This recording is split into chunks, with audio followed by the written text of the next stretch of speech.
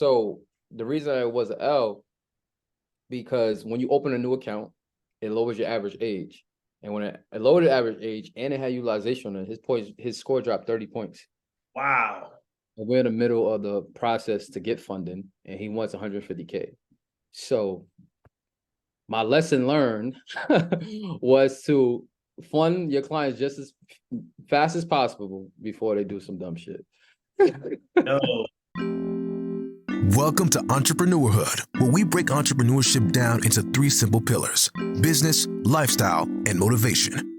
Our goal is to use our personal experiences as industry leaders to guide and inspire young entrepreneurs to see the lesson in every challenge. Because we understand that companies don't succeed, people do.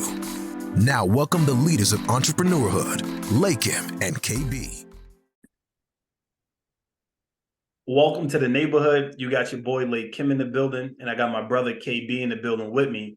We on episode 57, and we decided to call this one, What is Your Client's Journey? Right? So before we get into the episode, like we said, we're going to be talking and letting you guys know about the new segment, W's and L's, right? So wins and lessons. So last week, KB said he was going to start his week off with a W. So we're going to see if he's on the W train or if KB took an L last week. So KB, you got a W or an L for this week? It sounds like you want me to have an L. I was just saying, I mean, be honest. Tell the people what's going on, bro. I got an L. I do it. I do it. Man, one of my clients actually hit me up. He texted me like 7:30 Sunday morning, and it said, "Yeah, I don't know, is this on my report? This count came out of nowhere, and it had utilization on there already.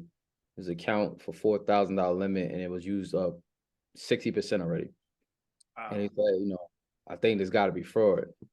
And I'm like, I didn't apply for that, So I was just calm about the situation, and I told him, call the bank, and we'll figure out, what it is. So he texted me back probably like 20, 30 minutes. And when I was a 45-second voice note, I just knew it was some bullshit. And he told me, "Yeah, man, I actually got these blinds from my house. That was like $2,000. And I forgot that I did financing for it. And, I didn't know it was backed by another bank." What? I'm like, yo, you have personal credit he could have used. So the reason it was an L, because when you open a new account, it lowers your average age. And when it lowered the average age and it had utilization on it, his score dropped 30 points. Wow. And we're in the middle of the process to get funding, and he wants 150K. So my lesson learned was to fund your clients just as fast as possible before they do some dumb shit. No, that client, not only did he fumble the bag for himself, he fumbled the bag for you too. Yeah, man. Well, KB got a big bag, so he gonna be all right. You gonna be all right, bro. We still gonna push through. Mortgages still due, so we're gonna keep pushing. But it just showed me, like, I reminded him too, like, do not apply for anything during this process. Do not apply for anything.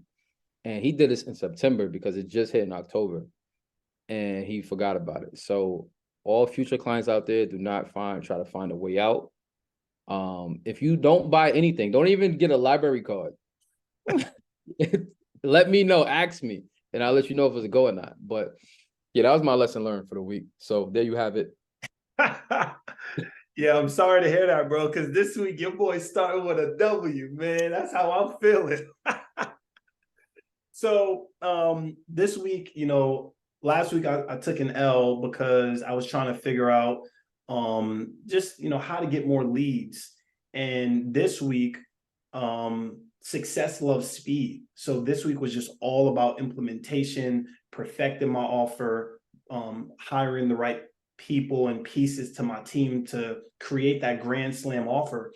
And I feel really good about it, bro, this week. Like, not only am I getting new leads coming through the door consistently now, from last week till now, but now I feel more confident with my offer. And again, I know what my client's journey is. And I think that's going to be the beauty in why we're talking about this episode. The clearer you get and the more clarity you feel like you have on your offer, your, how you're servicing your people, the more your confidence feels. So my confidence is sky high because I actually went into the lab and, I gained the clarity on my client's journey. So this week, I'm definitely starting it off with a W. Yeah. So you see what the L's do. They make you sharper. I swear, bro. But that's the beauty in it, right? And that's why we're just being fully transparent with the community. Is like, yo, every week isn't, beautiful, right? But at the end of, at the end of each episode or through the beginning of each episode, we're just going to keep tallying up, right? I guarantee you, KB and I, we're both going to finish with more W's than we finished with L's, right? Because the only way you really take consistent L's is if you stop trying or you stop trying to perfect yourself. So I guarantee you, you're not going to see us have more losses or lessons than we have wins, because we're going to execute. That's a fact. Definitely going to hear a different review next week. Right. And the beauty in this is we're sharing it with the world. So now people are going to be wanting to see how we start the episode off. So, all right. So let's jump into it, KB. So let's talk to the community and let them know, why did we decide to choose this topic? What is your client's journey? Could you explain to them why we chose this topic? It's the process. Like, your client needs to know the next step, and you need to know the next step for your client. And when things are very clear, it's much easier. So I know people hate going to IKEA, but they pretty much have a great setup for their customer journey. Mm-hmm. And it's a client for you to spend more money as well. But it's knowing, all right, I want you to see this before you get to this next step. So another prime example is the grocery store. While we have certain things in the end, because they know you just want to pick up something a little bit, you might be hungry. So if you experience these different journeys, you need to have one for your own business, and you need to be clear about it to know what's next for your client. Yeah, bro, because it helps on so many different levels. Like, once you know what's next for your client, you know what's next for your business. And once you know what's next for your business, bro, that's how you're able to replace yourself and figure out, how to automate it. And the end goal of, I think, entrepreneurship is have a system that could run without you. Yeah. And I think that's the most important part of entrepreneurs understanding, having a system in place and not being a person that's doing everything for your business. Yep. So this journey is going to be dope because it's going to give a lot of clarity on what's needed.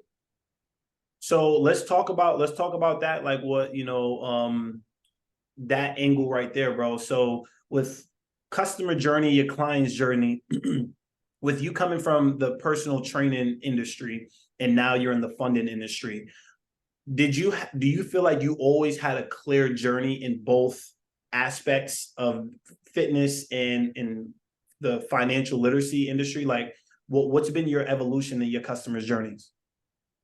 I would like to say I thought I did, but it was ways to improve. Mm-hmm. So, yeah, with training, I was like, all right, if you want to train, you see my posts, you see my content, you're most likely going to DM me or reach out. From there, before I had the super phone, I used to, text people like through my personal number. And then once I have my business phone, I get the information, they're opted into my phone.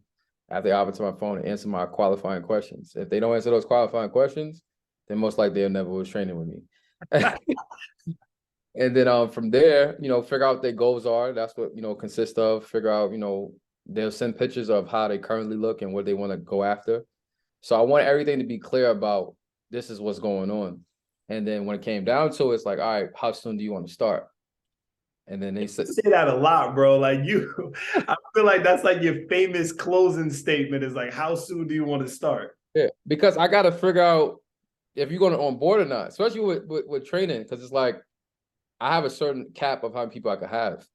So if this other person, if I'm only got 2 or 3 spots left and you told me you want to start this week, then I'll make some room for some people that's on their way out. But if you tell me you want to start in 2 months from now, then you just wasting my time because you could have been done you could have got your results in 2 months. Yeah. So speed and time frame was always a big part, and it just so happens the same thing with funding. So what's the similarity or differences in funding? Well, it's very similar because you gotta have a goal. Like you gotta figure out what's the goal so we can figure out how to strategize and go towards it. So most people like, oh, I just want to get the most I can get. And it's like, we don't have no target.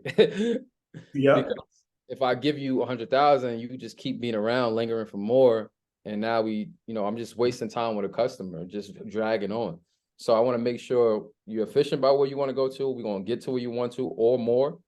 But at the same time, we need to have a clear target. Because if I help you with 100,000, all right, you're pretty much good. But you're like, yo, I want 300 now. And it's like, your profile is not set up that way because we strategically do certain, apply for certain banks at a certain time, depending on what you receive. So that's the similarity of having a target. The difference is someone can be excited. They could love me on the phone and say, yo, KB, this is dope. I'm excited to work with you. But they're just not qualified due to, bad credit. Yep. So I would have to send them to my partners to get their credit repaired, and then they could come back to me. Got you.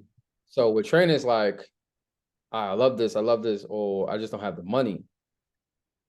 Funding, you don't really necessarily need the money to start. Like there's ways we can, situate that where you could use credit to pay for whatever credit repair you need, or you can do a payment plan. Training was no payment plan. Pay that bread, or is all or nothing. Yeah, because I'm not chasing nobody.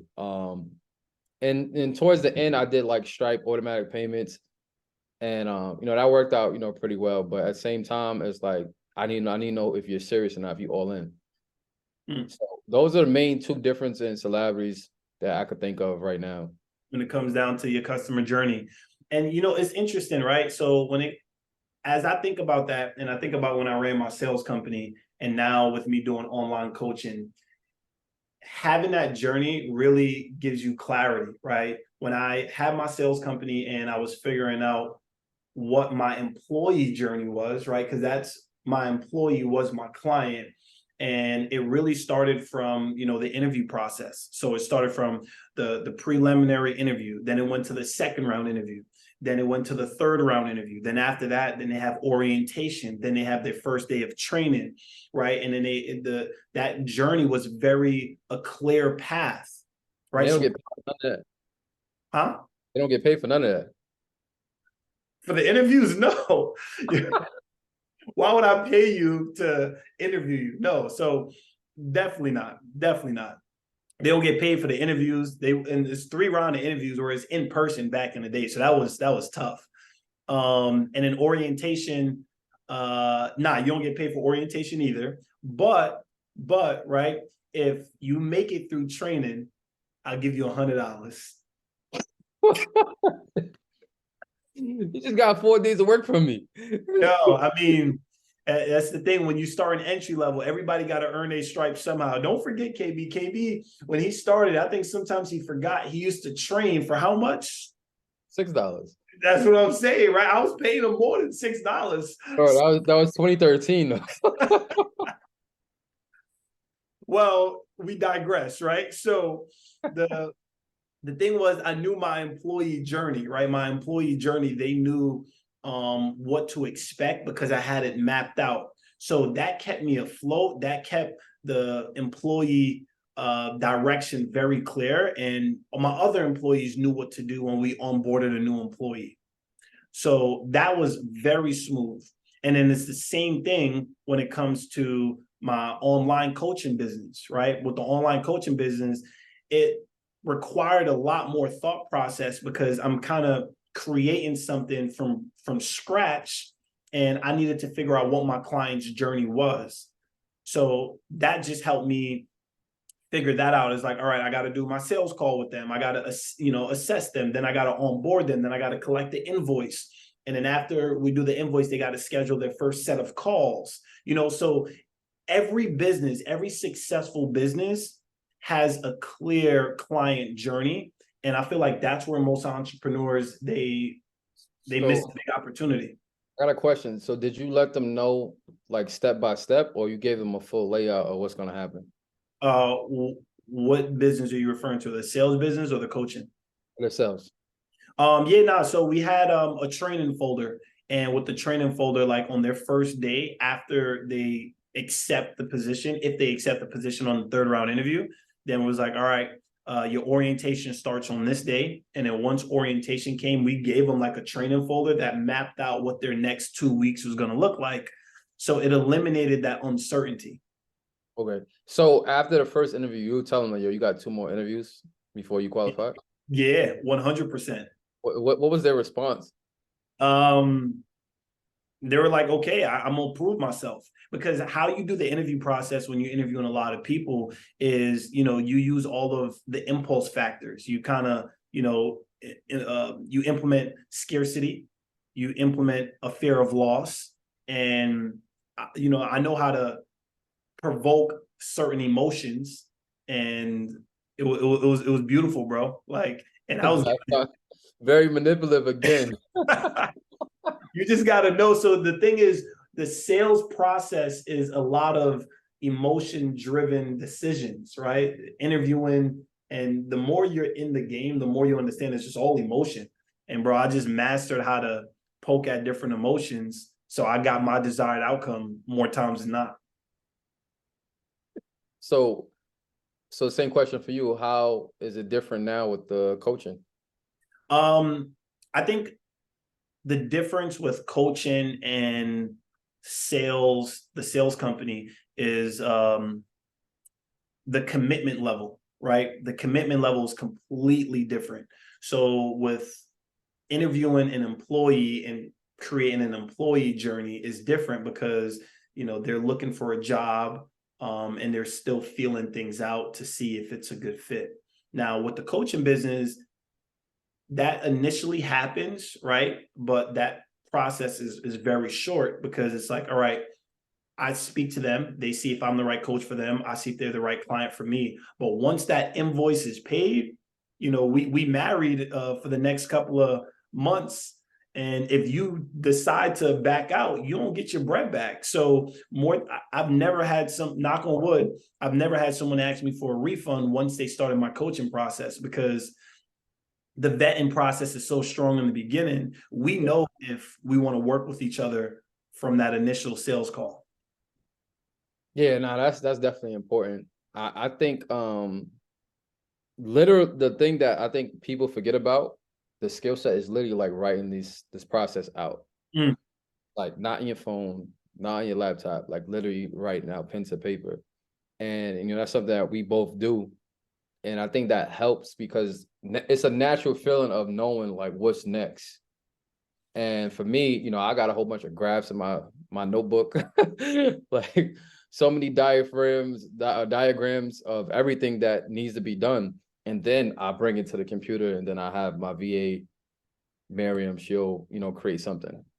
Yeah, bro. I think I operate the best when I have a document and, clear steps. So one of the big things that, I teach a lot to my clients and anyone that's interested in working with me is helping them create something called the value ladder, right? And all a value ladder really is creating a clear customer journey on how you want to serve your clients and the path that you want to take them on. Now, I'm really just focused with this particular concept for entrepreneurs, right? Online entrepreneurs. That's who I serve. And with them, I help them create a value ladder and help them figure out what that journey is supposed to look like. So what's the first start of doing that? So the value ladder is broken down into 4 steps, right? So the 4 steps of the value ladder is, the first thing is you need to create a free offer. The second step is you need to create a front end offer. That's generally like a low ticket service or product. And that ranges anywhere from, it can be 25 to up to $100 or $200, right? Then the third step is your middle offer, right? Your middle value offer. And that's a mid-tier offer. So the mid-tier offer could range anywhere from 200 to just under $1,000. And then the last step to the value ladder is your back end offer. Now, I try to encourage people that your back end offer needs to be worth thousands of dollars. And as you get better in your customer journey, you're going to add more value, which means you could then increase the cost. So how do you get entrepreneurs to offer something free if they're not getting paid first? Yeah. So that's a great question. And a lot of people, they kind of go against me saying give something away for free, right? But the reality is that when you're building a business and when you're growing a brand, you need to earn trust. If you don't earn trust, you could have the best service or product in the world. If I don't trust you, you don't have no social proof. One of the best ways to gain social proof and to build trust with people who've never heard of you is to solve a problem for free. So I actually broke it down simple, bro. I broke it down into how someone can create what I call a lead magnet, right? Because you're like, all right, people are thinking, like, Kim, how do you give something away for free, right? And the best way to give something away for free is you create a lead magnet. And how I educate my clients is that there's 3 types of lead magnet that you could create.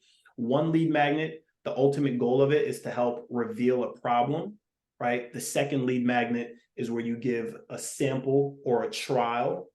And the third lead magnet is one step to a multi-step process.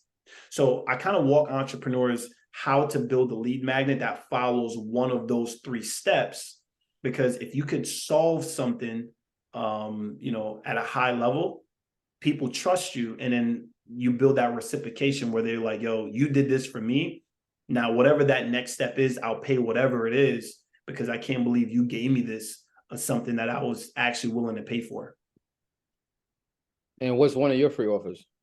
So my free offer is the one step to a multi-step process, right? So the reason I chose that one is because when your core offer has steps, you need to give away one of those steps for free, and then people they buy the rest of the steps, right? And this may sound kind of weird, but when you're creating a lead magnet, I tell my people, think like a drug dealer, right? And and let me explain what I mean by think like a drug dealer. What a drug dealer does, or if you're a great drug dealer, you give away a strong hit for free, right? Really? Yeah. Allegedly. Allegedly, if someone is in that field, you give away a strong hit for free. Now, KB, why you think I'm telling people to give away a strong hit for free? Because you're speaking from experience. You don't say something shady. I knew it.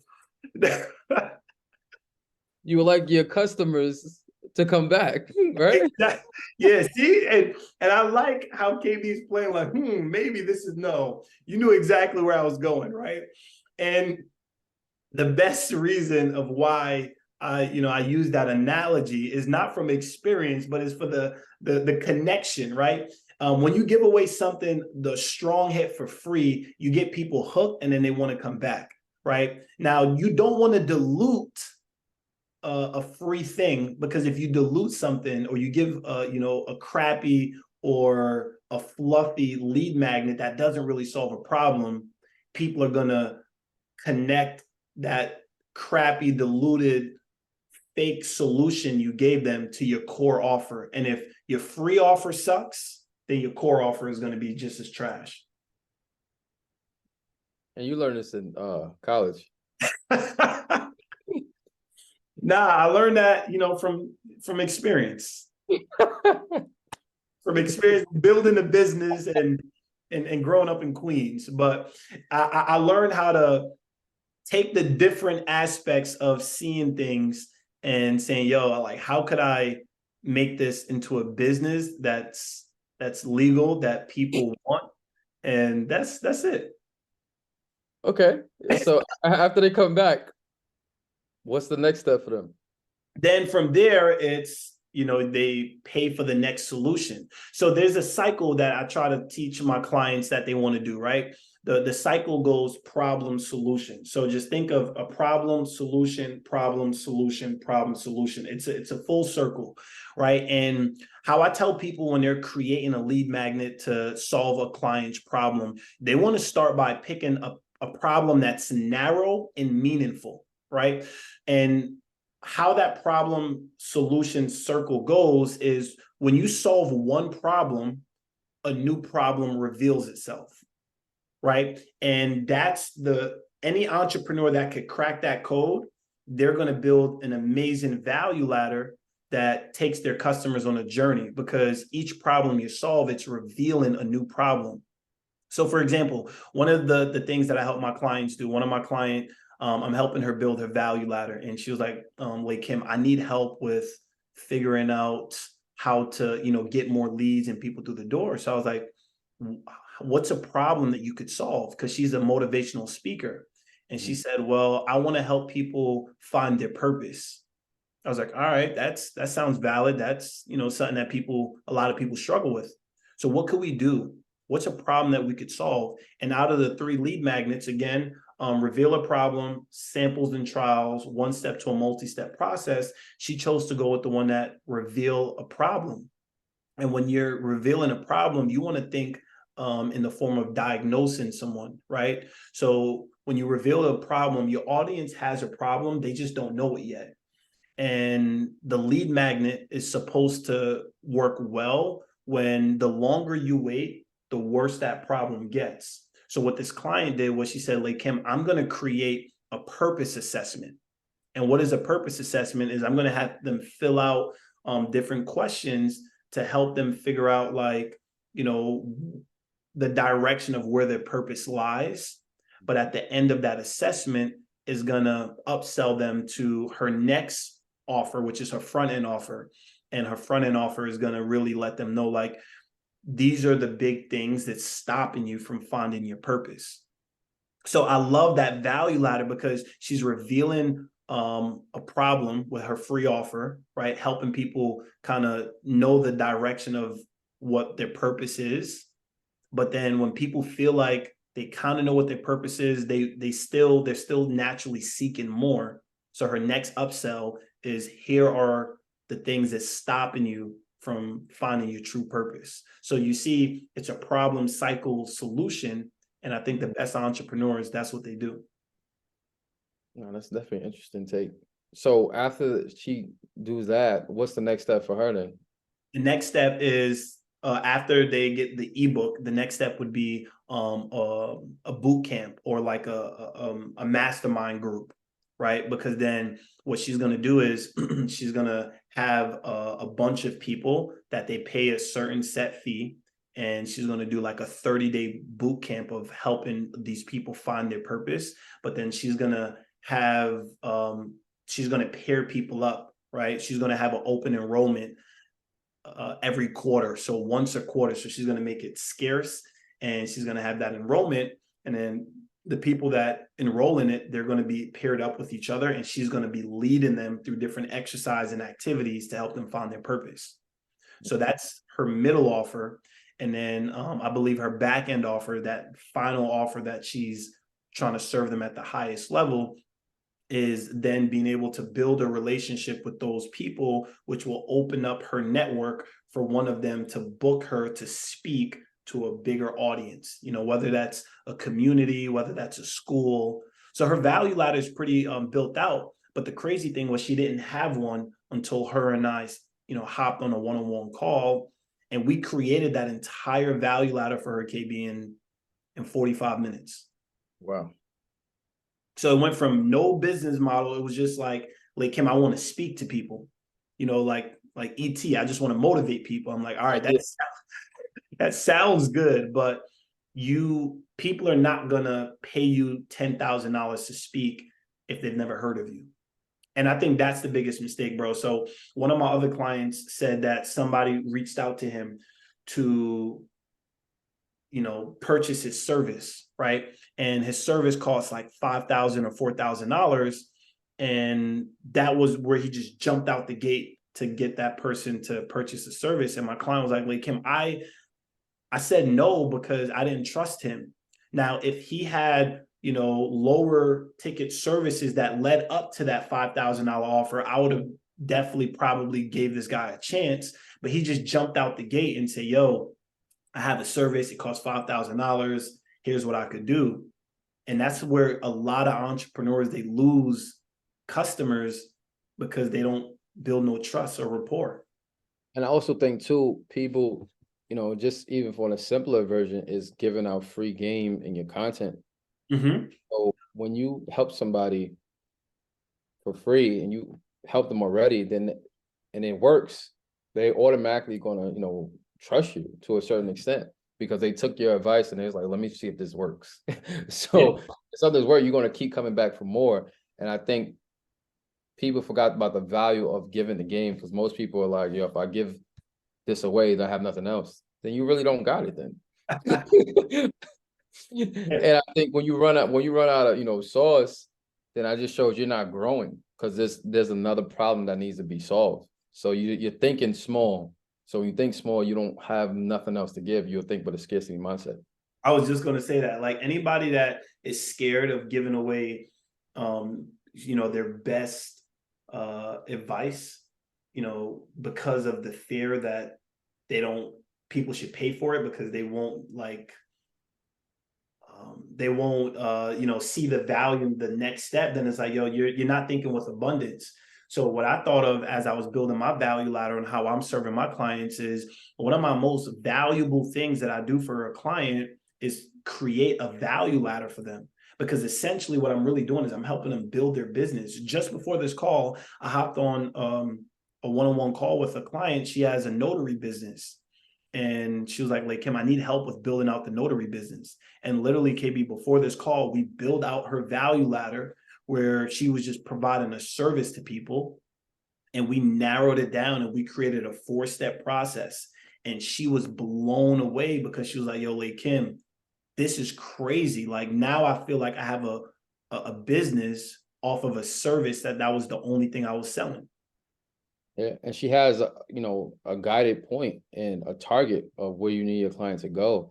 And I think, most people, they make it sound difficult, but you got to really think about your daily life. And I always use Apple for a great example. So if you want a new phone, first thing you do is go to apple.com and they'll tell you what's available and they'll tell you what store to go to. And then they'll tell you what time to pick it up. When you get to the store, what happens? You see the first person with the iPad. Oh, you're here for your appointment at 4? Okay, bet. Stay right here. We're going to come get you. Somebody's going to get you at the table. You go to the next table. Another person with an iPad. Oh, your name is John Doe, such and such. You're here to get the new iPhone 15? Okay, we're going to get in the back. Go to this table. You go to the next table. You wait there 5 minutes. You playing with the iPhone. They want you to play with the iPhone while you're waiting so you can be excited about it. They give you the iPhone. And the best thing about Apple, what they did, they give you the iPhone with battery. Or they didn't do that. So that little one thing right there give you that instant satisfaction. Yep. That's a part of their customer journey. And then from there, you're excited. First thing you're going to do is what? Take a picture. Yeah. Yeah. You're going to take a picture and you're going to post it. Got my new iPhone. It's over now. Got more content coming on. And they know that's marketing for them. Yeah. So that's the customer journey. And then they not break, but they bug our phones before the new one comes out. So it's a customer journey that we are part of, a client journey that we are part of, and we will continue to be a part of as long as we stay in the loop. And they want us to be customers or clients forever. So it's very essential when you actually look at it, the different things that we consume, and it's like, yo, why I don't have this for my business? Yeah. And then bro, that's such a good example. And then even another thing that just came to me is when you're going to, Target or you're going to any grocery store on the checkout, bro, when you're checking out and as you're walking up to the cash register, they intentionally, bro, put all of these different things, a razor, some lotion, some socks, like whatever things that people know that they need. But little things too. Exactly. Yeah. And as you're going through the checkout, you're just taking stuff and throwing it in. And they know the journey that they want to take you on. Another example that comes to my mind, bro, is think about when we travel out the country, right? And like when you enter in and you're in the airport and you're going through the airport and they have the liquor place, right? Like when you go to Mexico, in order to go through the airport, you have to walk through this place where they sell alcohol and all of these different gifts. And bro, the walkway is so intentionally placed that, bro, you see tequila, you see this, you see that, and you're like, I gotta get a bottle. Yeah, for sure. Right. So it's like, it's crazy when, and I'm trying to, say all these different points so people can realize every successful business they know their customer journey, they know their client's journey, and they know how they're adding on more value. So you spend more money. But again, like you said, a lot of new entrepreneurs, especially, they just think like, all right, I got a t-shirt company, let me just sell t-shirts. And it's like, nah, bro, you got more than a t-shirt business. Yeah. You really have to, level up on direction of where you want it to go and who you want to target. Even from the, car industry, especially with BMW, they want you to get multiple cars before you can like really get the one you want. Yeah. So they'll start you with 3 Series, it's no issue, probably put the money down, then you're part of the family. So you're like, all right, I think I want to get something nice. No. We got to get you to 4 or 5 first. So you got to spend 40,000. After 40,000, you got to be in the 60, 70 range before you get a 100K car. Yep. And I've been denied. So that's how I know. They told me I don't have enough car history. That's what they call it, payment history. Wow. And I'm like, you just want me to keep spending money with y'all. Oh, that's just the way we know we want to be secured if you're gonna go through our financing for leasing. And I'm just like, nah, I'm not doing this. So I'm gonna jump over a couple hurdles and I'm gonna skip a couple steps in your client journey. But yeah, they got it set up that way. So you just keep renting from them and you keep paying them money. Bro, it's, and I don't know how many entrepreneurs, how many different ways we got to explain this, bro. It's like, I've done this for so many different clients where I'm just helping them think through what that journey looks like. So I'll give you another example, bro. So another client, like what I just said, he has a clothing brand, right? Young kid, 14 years old, and he has a brand where he has a motivational clothing brand called The Top. And he was like, yo, like Kim, I just want to sell my t-shirts, my hoodies, my sweatsuits, stuff like that. I'm like, yo, that's valid. But what's your value ladder? He was like, I don't know. I'm 14.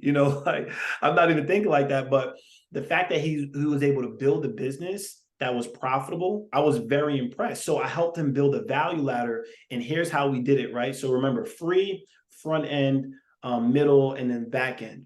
So what we decided to do was his core product was his clothing line, right? Which is t-shirts, hoodies, etc. So I was like, what we need to do, we need to create a step before that so we could increase your sales and take your customers on a better journey.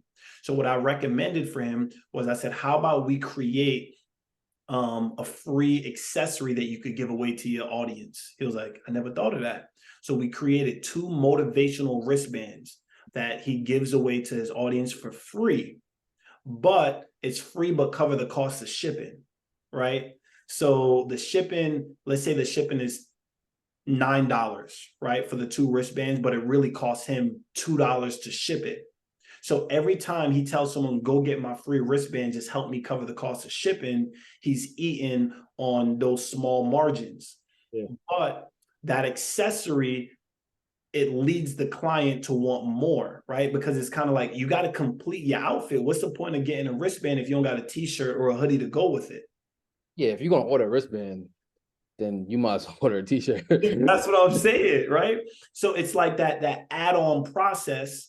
And then we created that, which is then his core offer. And then the back end offer, I was like, yo, how about we create a subscription service for your clothing brand, right? What a subscription is, every month your clients will get a mystery box, right? A mystery box of different motivational things, and they got to pay a monthly subscription. So we created his back end offer as a continuity offer. So every single month, people are going to be paying for that because they're going to be excited. And his audience is a young audience, like 14, 15-year-old men, right? So just that idea of like, yo, I don't know what's going to come, what kind of gear or swag I'm going to get. So again, just that value ladder has significantly increased his leads and his sales. No, I think that's dope, bro. Like that's very fire to help them come up with that, because most people are not thinking that way. They're just like, I got t-shirts, support me, post it, and Yeah. hoping somebody buys and clicks the link in their bio. Yeah. So Every business needs to have a journey, bro. Every business. And I can't stress that enough. So, for myself, again, what I'm really trying to encourage people is like, let me help you, right? Let me help you create your value ladder for your business. Because if you do not have a clear value ladder, you're missing out on increasing your customer lifetime value. Bro, so before I start understanding the concept of a value ladder, like let's say 2 years ago when I created the planner, and I think I told you this, the planner was $50 and my end goal was just to sell the planner, right? So the planner was my back end offer. So someone would purchase the planner and that was the end of that transaction. No more follow-ups. I had nothing else to sell them. And I was like, yo, this is not how business is supposed to be. I feel like I need to be selling them more, right? And I got back in the lab, and what's crazy is 2 years ago, the planner, the championship planner, was my back end offer, and now I'm able to move it all the way to the front end offer. Right now, it's almost like a lead magnet, because if someone purchases the planner, I know the logical next step that they want, and I've improved on that customer journey. that's interesting, and that shows the growth and development of always want to be better, always want to learn more. And that's the other part of entrepreneurship that we want you guys to get, is that whatever you're doing now, you might not be doing next year at the same level. Well, you shouldn't. You probably doing it at a bigger level. Yeah. But it takes time to lock in, to get those ideas out and actually put it on paper. Because everybody just like, I just want to make more money. And it's like, it's not that. It don't work like that. Yeah. You got to solve more problems. You got to make a customer be worth more, right? Yeah. So like for you, KB, like a client, right? What is a client worth to you in the funding space? A client could worth, well, 10 to 30K on average. Crazy, right? Yeah. 10 to 30 bands. So I feel like it's only right that you service them, and build as much trust as you can along the way, because someone could be worth up to $30,000. Yeah. And that's why I try to solve more problems, with my clients. Most of the time, if they don't have something like money for authorized user, or, they could do a loan for paying down their utilization. So I can try to solve more problems, even, on the front end for credit repair. Mm-hmm. So this way we can get to the end goal. And during that process, they already refer me to other people because I already helped them. So, what is a couple $100 for a few 10,000? Right. But, you just got to be a giving person, and you got to actually want to help your client on every aspect. And even if they're done with me, I give them resources along with their investment, their capital, because they're going to need some type of instruction. They're going to need, how to work on their taxes. Most likely they're going to need life insurance, because the people I've been targeting don't even have that. Yeah. And they're going to need, attorneys for legal matters. So all of these things are after they do business with me, but I can put them in line. So it's like, you get me, you get a one-stop shop. Like, yeah. And bro, and I feel like that's so important. If you could be a one-stop shop for your client, that lifetime value of that client goes through the roof. Yeah, it now becomes a lifestyle brand, because I'm not doing all these other services, but my recommendation, my referral is tapped in these different spaces. So I think people need, like I said, I model Amex and Delta. Those are the brands, in Apple. I like to model myself around those brands, because they're connected one way or another part of your life. Yeah. And even if you're not in Amex, you're trying to get into it.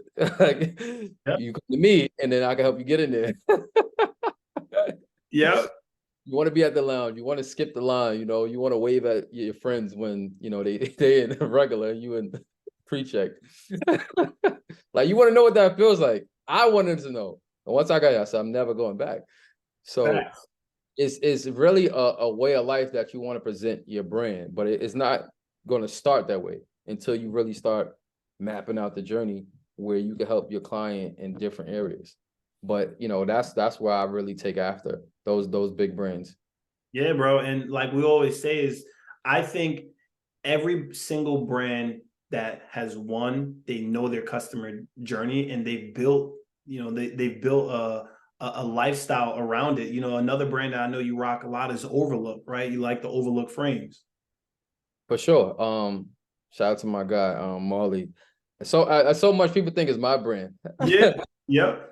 I am a brand ambassador, but yeah, it's once, and it was so funny because before he even put it out there, he said, "Yo, I know you wear shades a lot, bro, and I know you're gonna love the ones I got. They're detailed. It's not just branded like some Alibaba. He threw his name on there. He actually designed them himself. And he know I care about my significance. So I'm like, all right, bet.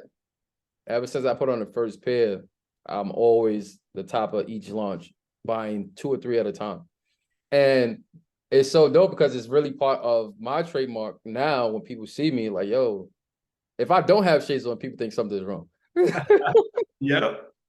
And it's dope because other people will try to approach me with different, brand opportunities, or people will know what's distinguished about me. And they always lead to questions, and which also leads to clients as well. Cause like, yo, what kind of shades are those? Yo, you got a shade for every outfit?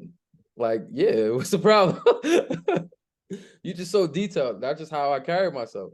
And that is a conversation starter. And that's how I got a lot of potential deals, especially with networking. So when I wear him to network, because he got shades that I can wear inside. So most people think I can't see. I can see very well.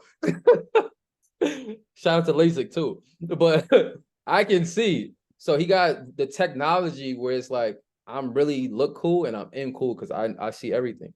Yeah. And that's one thing I respect about his frames too, bro. Like, I feel like we're giving him mad plug right now.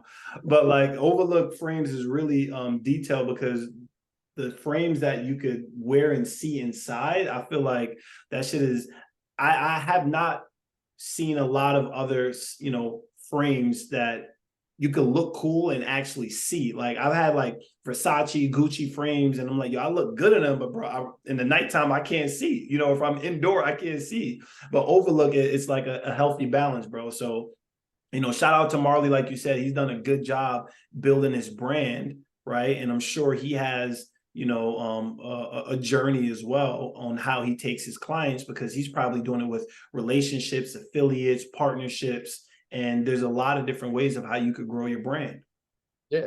And that's why, he always showed me love. Either he give me exclusives or, give me some free frames because, I'm actually going to wear them. So me being valuable, it's like, yo, KB might bring, 10,000, 20,000 to the company. Mm-hmm. So, let me give him something free. And that goes back to what we was talking about. When you have a valuable offer where it's like a no-brainer to a person who is valuable, the sky's the limit where your business can go. Bro, and that's what we keep trying to, hammer home. So I think as we wrap up, I think that was a great example that you just said. He knows that if he gives you something for free, you promote it. A lot of people see you wearing that. They're going to ask you where you got those frames or who made those frames. You give them your affiliate link, right? You get paid. And then Marley gets a bunch of new customers that brings him more customers. So again, that's the beauty of a value ladder. So as we wrap up this episode, KB, what would you say to an entrepreneur that's, starting a business and they're trying to figure it out, but they're trying to figure it out without a value ladder or without understanding what their client journey is? Well, one, I would say put all the ideas on paper. Like literally start there, pen and paper about what you want to do. Don't even think about money yet. Think about what's going to be the flow and what makes the most sense and what's the most natural thing, the next step. Because if you're doing great service, the music to your ears is hearing your client say, what's the next step? Yes. So Yeah. once you know that, it's like they're not thinking about no price. They're just trying to get to where they want to go. And you supposed to guide them through that process. So how do I pay? How soon do you want me to make the payment? Like all that, it's gonna come. But if you don't have the journey and the blueprint for them, then they don't know where to go. And you don't know where they should go. So to make it much smoother, really put it on paper first, and then we can outline, what's the pricing of your offers. Bro, 100. And my final take on this is, as you're building your client journey, you're building this value ladder, right? The biggest mistake most people think is they think their value ladder and their customer journey needs to be figured out completely before they can execute on it, right? So with my business, I have certain steps of my value ladder for particular offers that's not complete yet. But yet that business is still operating and I'm still making sales. So for anyone that's creating their client journey and they're, I'm walking you through how to build a value ladder, don't worry about everything being 100% done for you to start making money. That's a false misconception. So I really encourage people, like what KB says, write it down, right? Think through the journey you want to take your clients on. And remember, increase your cost and your value at each level so a customer is worth more to you. If you're able to create a journey where a client is worth more, you could spend more money acquiring them and give them more things because you know the end result of what you're trying to accomplish. So the last thing I want to remind people is, before we wrap up, if you got any value out of what KB and I are saying, do us a favor and leave us a 5-star review. A 5-star review goes a long way. Tell someone about entrepreneurhood, because that's what helps us get our message out and help new entrepreneurs on their journey in business. So if you got any value, leave us a 5-star review, tell your friend about us, and we appreciate it. Entrepreneurhood. Anyone can start, but only champions finish. Now that you've completed this episode, you're ready to continue your journey by connecting directly with our hosts of Entrepreneurhood. Follow us on Instagram at The Entrepreneurhood to stay updated with the community. For each episode, the first set of listeners to tag us on Instagram and leave a 5-star review will be entered into a drawing to get a free one-on-one coaching session on the topic of entrepreneurship with our hosts. Remember, there is no shame in struggling, because we fail, we grow, and we win. Right here on Entrepreneurhood.